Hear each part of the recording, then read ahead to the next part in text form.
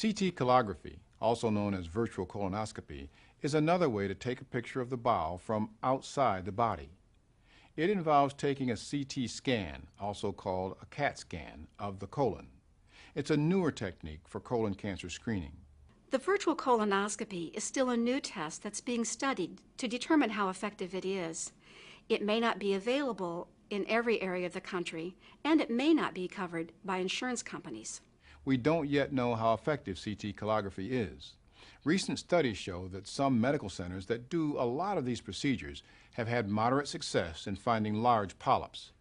More studies are needed to find out if CT colography can reduce colon cancer deaths.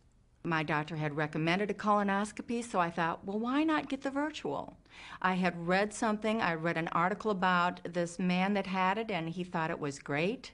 Like a regular colonoscopy, you prepare by drinking several liters of a liquid preparation or taking a powerful laxative. You just have to be prepared to be at home, be close to a toilet, and understand that you're not going to have any solids. The purpose is to clean out your system, and you're going to clean it out. The procedure is done in a medical setting, often in a specialized CT room. Sedatives are generally not used, and recovery time is relatively short. You're asked to lie on your side, and a tube is inserted into the rectum, and then air is pumped into that tube so that they can inflate your intestines so that the screening will show everything in there, so you're being bloated up. There is no sedation for this.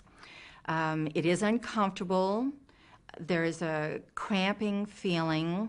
It goes fairly quickly, but there is discomfort involved.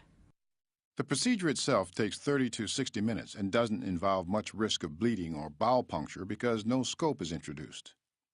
The test does involve some exposure to radiation from the CT scan.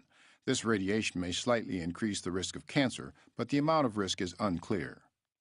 If no polyps or abnormal growths are found, some doctors suggest that this test be done every 5 years.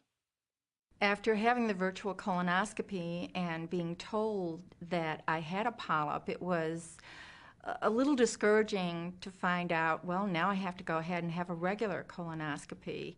In about 20 out of 100 people, abnormal growths are found, and a colonoscopy will be recommended as a follow-up exam. Any growths can then be removed for further testing.